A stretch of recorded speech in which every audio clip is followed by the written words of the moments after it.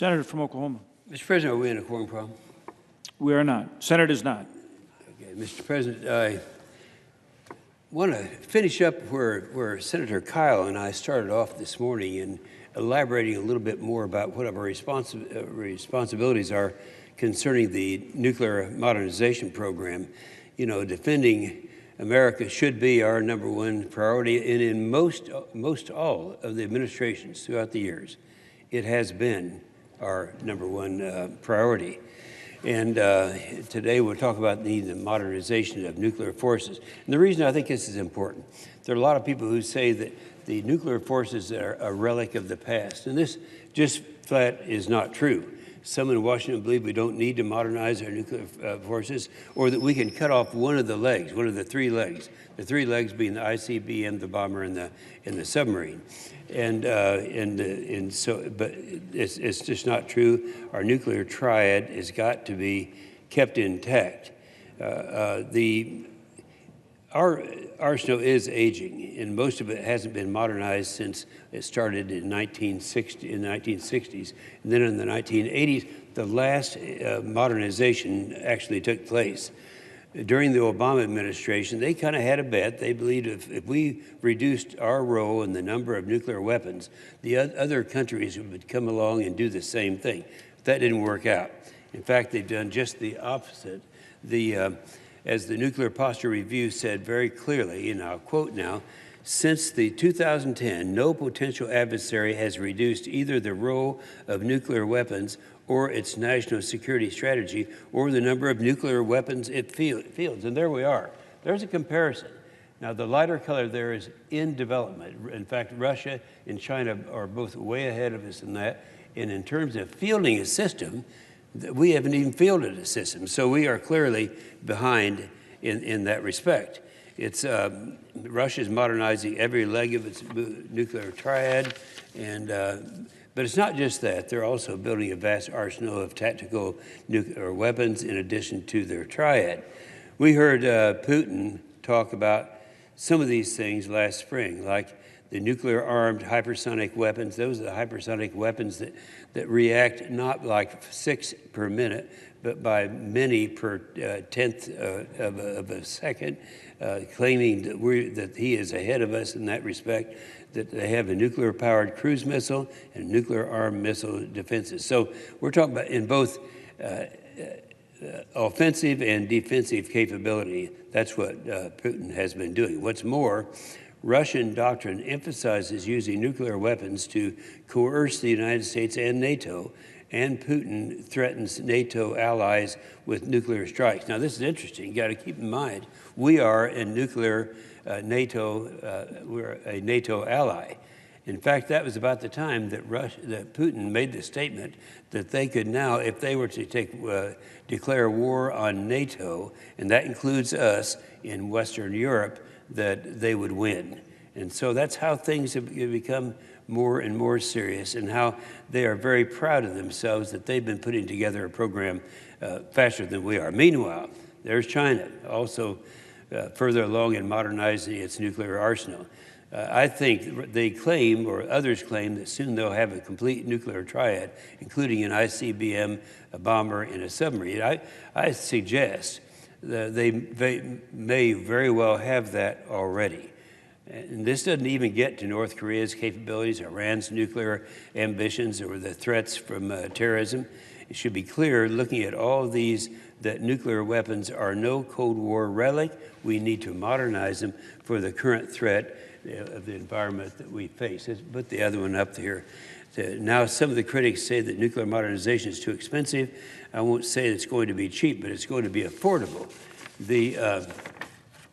At its peak, in 2029, nuclear modernization will cost about 6.4% of the military budget, of the DoD budget. On average, over the next 2 decades, it'll be about 5% of the DoD budget. Now, I think that's a pretty good price, especially when you consider that we haven't been investing in it for over 2 decades. This investment will get us a new B-1 bomber with modernized cruise missile and a Columbia-class submarine. So with this necessity to increase our capabilities comes some good news and helps us with our buildup. And it will also bring command and control to the 21st century. It will help revitalize the infrastructure, including the Department of Energy.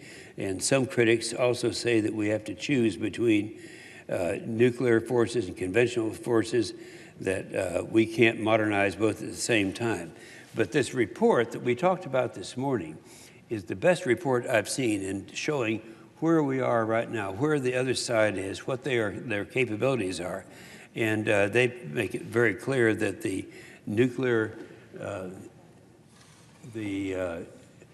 and conventional forces are both indispensable to a balanced, effective defense. The nation should not hollow out one set of capabilities to pay for another. So I think we are in a position now to go forward, and people recognize now that we are now trying to do and keep up with what our adversaries are doing.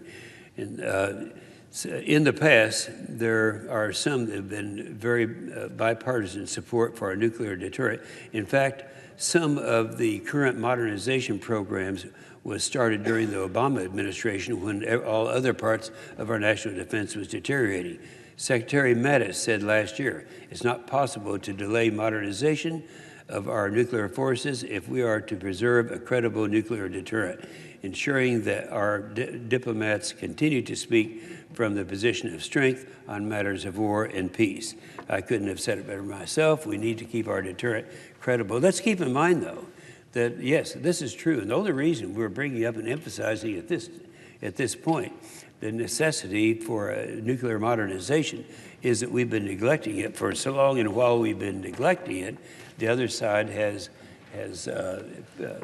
been paying attention to their capabilities. Now, this book that we talked about this morning, I didn't mention some of the highlights in the book that I think are important, because we in the United States have to understand that we don't have the capabilities that some of our adversaries have.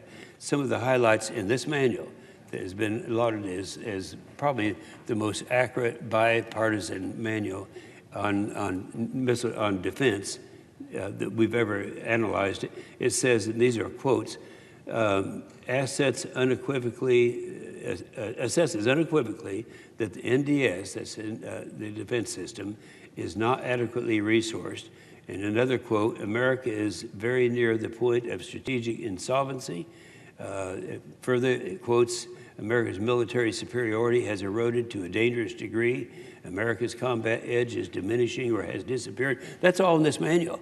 That's all quoted. But we knew that. We saw this coming. We remember back in the early days of the Obama administration when Chuck Hagel was the Secretary of Defense.